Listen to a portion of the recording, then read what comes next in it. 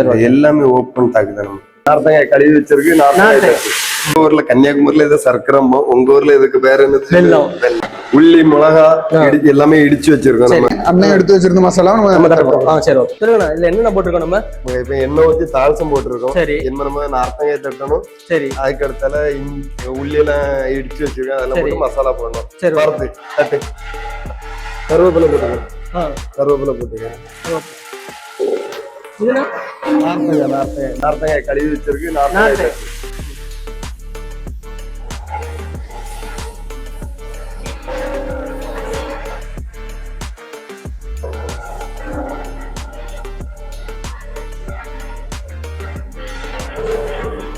என்ன புளித்தண்ணி ஊற்றுவோம். ஏன்னா இந்த புளிப்புல இருந்தாலும் நார்த்தம் நல்லா இருக்கும். புளிப்பை நெஞ்சு வச்சிருக்கா, புளித்தண்ணி ஊற்றி பாருங்க.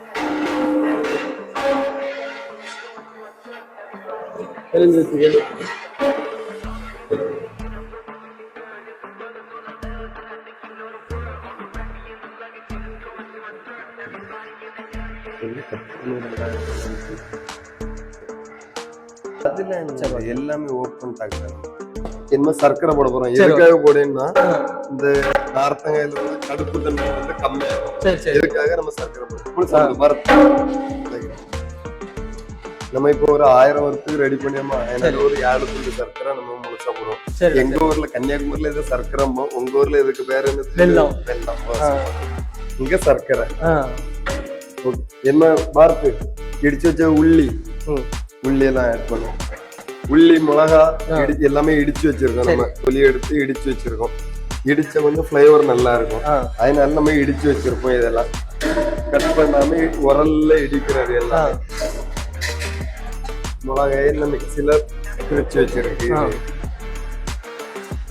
சரி, இது என்ன ஒரு 10 நிமிஷம் இந்த நார்த்தங்காய் பாயில் ஆகுறது வரை கொஞ்சம் தண்ணி ஊற்றி பாயில் பண்ண விடணும். அதுக்கப்புறம் மசாலா எவ்வளவு நேரம் வேகணும்? ஒரு 10 நிமிஷம் நம்ம இது இந்த நார்த்தங்காய் பாயில் ஆகும். பார்த்து தண்ணி ஊற்றி விட்டு பாயில் ஆகட்டும்.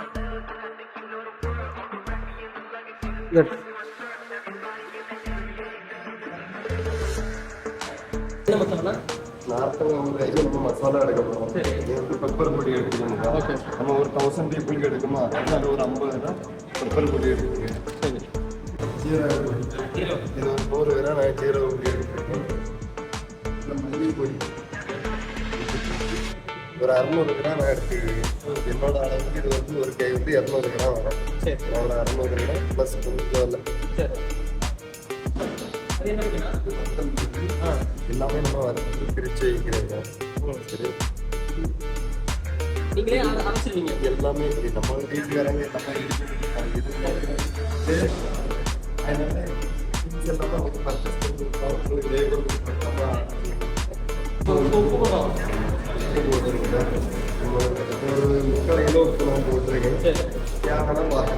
அண்ணன் எடுத்து வச்சிருந்த மசாலா நம்ம தரப்போம். சரி ஓகே.